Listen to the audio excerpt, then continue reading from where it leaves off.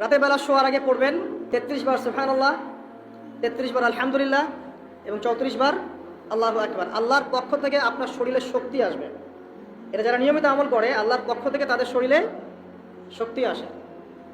হ্যাঁ, কারণ এইটা রাসূল সাল্লাল্লাহু আলাইহি ওয়াসাল্লাম কাকে শিখিয়ে দিয়েছেন? তার মেয়ে ফাতিমা রাদিয়াল্লাহু আনহাকে।